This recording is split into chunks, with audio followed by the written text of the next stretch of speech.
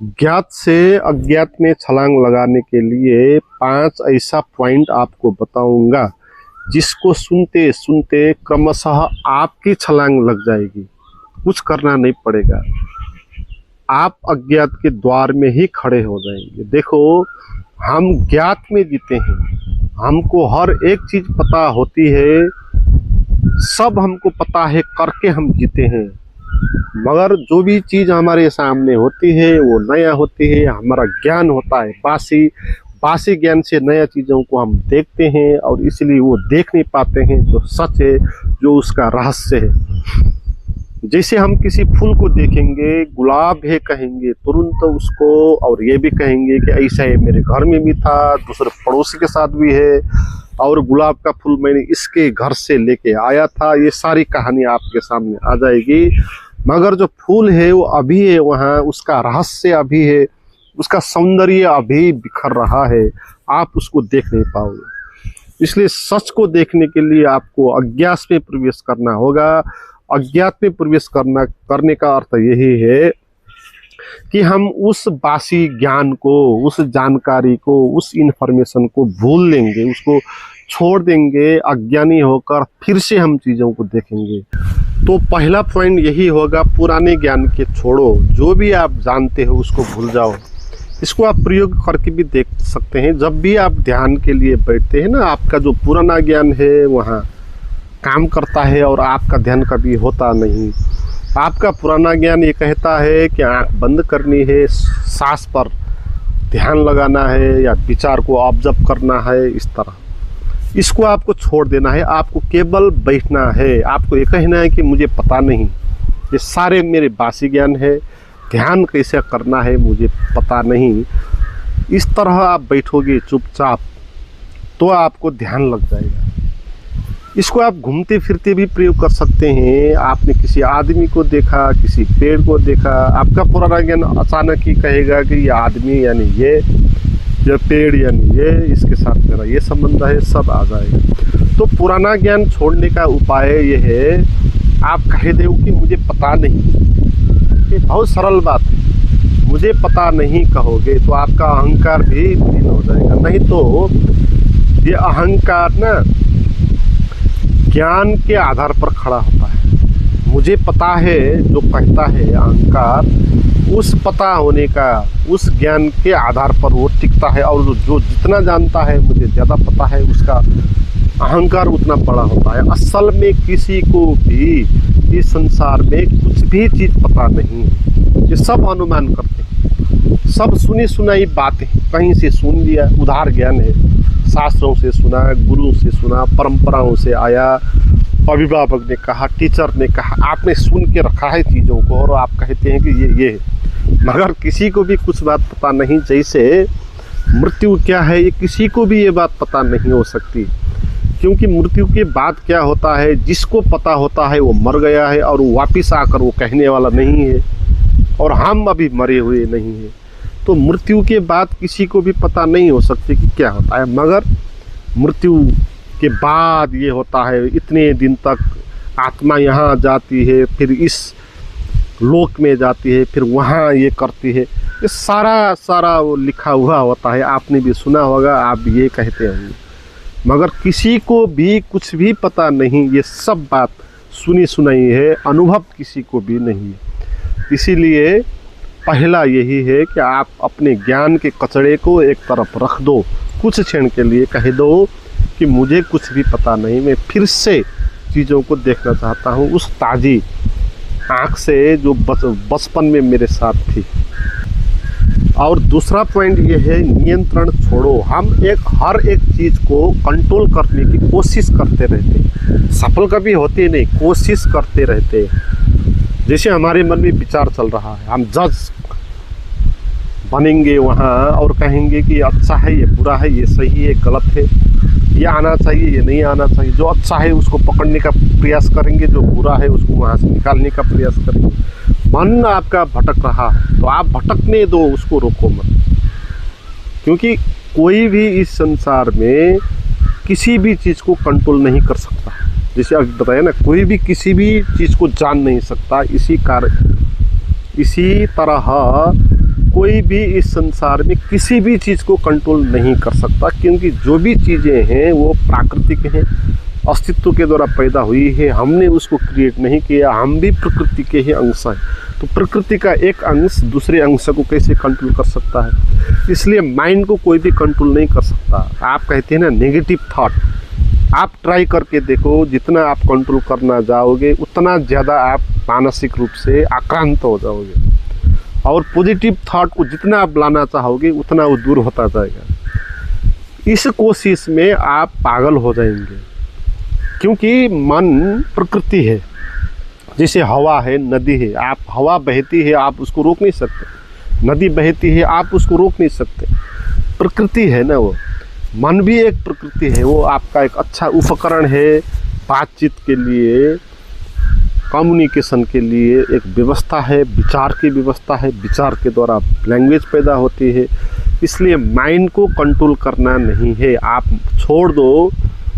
आप जज बन के मत बैठो, अच्छा विचार भी मत कहो, बुरा विचार भी मत कहो। आप पहले व्याख्या ही मत करो कि ये अच्छा, ये बुरा, ये सही, ये गलत। आपको कैसे पता कि कौन सा विचार या भाव सही है, और कैसे पता कि कौन सा विचार या भाव गलत है? ये भी आपने सुन के ही रखा, ये भी बासी ज्ञान है। आपने सुन के रखा है कि ऐसा थॉट आना यानी अच्छा, ऐसा थॉट आना यानी बुरा, और ये भी सोसाइटी के अनुसार फ़र्क है। किसी सोसाइटी में कोई थॉट आएगा, उसको अच्छा थॉट कहेंगे, उसी थॉट को दूसरी सोसाइटी में बुरा कहेंगे। आपके काका और मामा के बेटी के साथ शादी करने का विचार आया, तो आप हिंदू हो तो उसको बुरा कहेंगे, अगर आप मुस्लिम हो तो उसको बुरा नहीं कहेंगे, अच्छा कहेंगे। ठीक है, तो अच्छा क्या है, बुरा क्या है, हमको पता नहीं हो सकता। इसी कारण हमको अपने विचारों को व्याख्या नहीं करना, पहले जज बनना नहीं। जैसा आता है आने देना है, जाने देना, उसको रोकने का कोशिश नहीं करना। रोकना नहीं कहा मैंने, रोक तो कभी कोई सकता ही नहीं, इसलिए मत रोको। मैंने कोशिश मत करो, जो तुम कोशिश कर रहे हो रोकने की, उस कोशिश में तुम सफल तो नहीं हो रहे हो, मगर तुम उसमें उलझे जा रहे हो, उसमें तुम फंस गए हो। इसलिए उस कोशिश को छोड़ देना। आपकी तीसरी चुनौती ये होगी, तीसरा पॉइंट ये होगा कि मौन में उतरना। देखो, ये सब चुनौतियां हैं आपके लिए, इनको सामना करना है तो ही आप अज्ञात में प्रवेश कर पाओगे। चौथवा और पांचवा और ज़्यादा चुनौतीपूर्ण होने वाला है, आप अच्छे से इसको समझना। तीसरा पॉइंट में है मौन में उतरना। देखो, जब आप ये समझ लोगे कि आपको कुछ पता नहीं, बासी ज्ञान को एक तरफ रख दोगे, फिर कंट्रोल करना छोड़ दोगे, जो दूसरे नंबर में हमने समझा, तो तीसरा नंबर अपने आप ही आ जाएगा, क्योंकि तब आपके भीतर मौन उतरने लगेगा। आपके भीतर विचार क्यों चलते रहते हैं, द्वंद्व क्यों होता रहता है? क्योंकि आपको पता है कुछ चीज़ गलत क्या है, सही क्या है, और जो चीज़ गलत है उसको आप निकालने का प्रयास करते हैं, जो चीज़ सही है उसको लाने का प्रयास करते हैं। तो इस संघर्ष के कारण आपके मन में द्वंद्व होता है, अशांति होती है, बेचैनी होती है। ठीक है, विचार इस कारण चलते हैं। मगर आप कंट्रोल नहीं करोगे, आप बासी ज्ञान को नहीं पकड़ोगे, तो आपके मन में विचार आएगा जाएगा, आपको कुछ फर्क नहीं पड़ेगा, आप भीतर मौन हो जाएंगे, आपके भीतर विचार कम आने लग जाएंगे, युद्ध विराम जैसा हो जाएगा। ठीक है, तो आपको उस मौन में ठहरना है कुछ क्षण के लिए, और ये मौनता ही द्वार है जो अज्ञात की तरफ ले जाती है। शब्द आपको अज्ञात की तरफ नहीं, अज्ञात का अर्थ ही होता है कि जो कभी ज्ञात ही नहीं हो सकता, जिसको हम कभी जानते ही नहीं, जिसको हम कभी जानेंगे ही नहीं, उसको हम शब्दों के द्वारा कैसे जान पाएंगे? उसके लिए निशब्द होना पड़ेगा ना। इसलिए मौनता ही असली द्वार है। तो आपको कुछ क्षण मौन रहना है। तो मौन रहने के लिए ये दो बात जो हमने पहले कही उसको ध्यान में रखना है। कह देना है कि मुझे कुछ भी पता नहीं, और कहना है कि मुझे कंट्रोल करना नहीं है, चीज़ें जैसी है ऐसी है। तो भीतर आपकी ना मानसिक रूप में द्वंद्व खत्म हो जाएगा, शांति आ जाएगी, और आप कुछ क्षण मौन होकर ठहर सकते हैं।